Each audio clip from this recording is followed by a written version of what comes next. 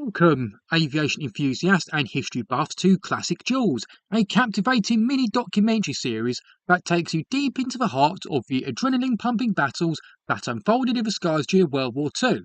In this episode, we're mainly in the skies above New Guinea in 1942, and we're going to talk about the clashes between the Japanese A6M Zero versus the American P-39 Airacobra. The history of aerial combat between the Bell P-39 Airacobra, its export version of the P-400, and the Mitsubishi A6M Zero is an intriguing and pivotal chapter in the Pacific theatre of World War II, and this period marked the beginning of a prolonged and intense struggle for air superiority over Papua New Guinea, a strategically vital region. These aircraft represented vastly different design philosophies, and their clashes in the skies, primarily over the Pacific and Southeast Asia, provide valuable insights into the challenges faced by Allied pilots against the formidable Japanese Zero. This mini-doc is a detailed history of these engagements, highlighting the strengths and weaknesses of the aircraft, the tactics employed, and the broader context of the conflict. In early 1942, Japanese forces were advancing across the Pacific, aiming to secure key positions in New Guinea to isolate Australia and dominate the region. The Mitsubishi A6M Zero was a symbol of Japanese aerial dominance early in the war. The Zero was lightweight, highly manoeuvrable, and had an impressive range. It was armed with two 20mm cannons and two 7.7mm machine guns, so it was optimised for dogfights. However, it sacrificed armour and self-sealing fuel tanks for performance, making it vulnerable to sustained fire. The Allies, including the United States and Australia, sought to counter this with the resources available, which included Bell P-39 Airacobras and P-40 Kitty Hawks from the Royal Australian Air Force. Designed by Bell Aircraft, P-39 was unique for its mid-engine configuration, tricycle landing gear, and lack of a supercharger.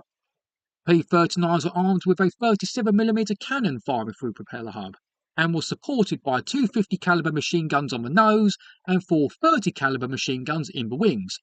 And the P-400, which was an export variant intended for use by the British RAF, was also a more lightly armed variant, which included having a 20mm cannon in place of a 37mm cannon and six 30 caliber machine guns. So, while both the P-39 and P-400 Airacobras may have been more well-armed than the Zeros, the Airacobra's lack of supercharger limited its high-altitude performance. In April 1942, P-39s and P-400s of the 5th Air Force arrived in New Guinea to counter the Japanese threat. At the time, Allied pilots were inexperienced in dealing with the A6M Zero, which had superior manoeuvrability, a longer range, and excellent performance at medium altitudes. So the early engagements were marked by steep learning curves for the Allied pilots. One of the first notable air battles occurred during the Japanese advance on Port Moresby.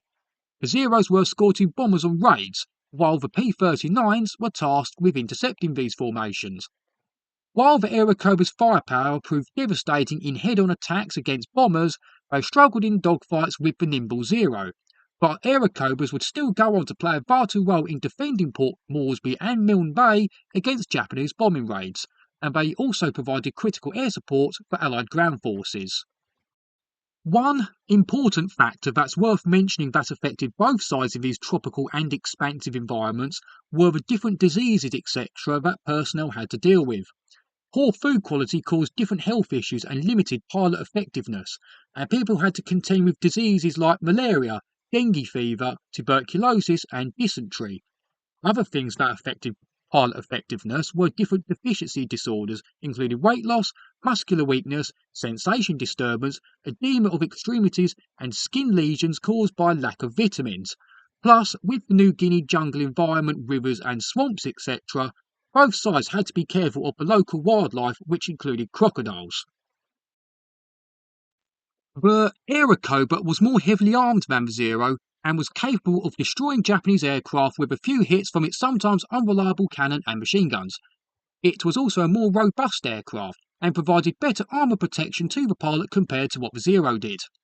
Another positive for the P-39 and P-400s were that they had good low altitude performance, which was well suited for New Guinea's terrain and tactical needs, and they would be used in ground attack missions as well as air combat. The fact it was a well-armed aircraft with good low-altitude performance is why it was so successful when being used by the Soviets. With the A6M Zero, it was a lot more suited for dogfighting compared to the Airacobra due to its light airframe and large wing area. It was an exceptionally manoeuvrable aircraft with great climb rate and long range, which allowed for extended operations over places like New Guinea, and the Allied pilots quickly learned not to engage Zeros in turning dogfights. So a common tactic the Airacobra pilots used when combating a Zero was to use its dive advantage to get away. And like I said earlier, another disadvantage the Zero had was its lack of armour and self-sealing fuel tanks, which made it very vulnerable to enemy firepower. I'll also mention that in 1942 in New Guinea, a total of 44 Airacobras were lost in combat compared to just 15 Zeros. However, only 15 of those 44 Airacobras were lost due to being shot down by a Zero, and Zero losses due to being shot down by Airacobras were actually pretty much identical.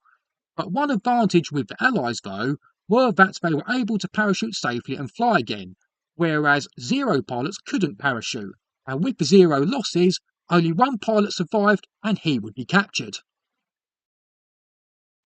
Despite its shortcomings, the P-39/P-400 Airacobra proved a valuable asset in the New Guinea campaign. The aircraft's ruggedness, combined with the growing experience of Allied pilots, helped to offset its disadvantages. By 1943, the arrival of more advanced Allied fighters such as the P-38 Lightning and later the P-47 Thunderbolt began to shift the balance of air power decisively against the Japanese. The clashes between the P-39/P-400 Airacobra and the A6M Zero over New Guinea exemplified the broader challenges of air combat in the Pacific, navigating difficult terrain, managing limited resources, and adapting tactics to overcome technological disparities. And these battles contributed significantly to the eventual Allied victory in the region. So that's it for this glimpse into epic struggles of the past. If you haven't already, make sure to subscribe to this channel and hit that notification bell so you can stay up to date with more riveting tales of aviation history, etc. Check out the 2 videos at the end, all my CD reviews, or even the playlist I've created. Cheers.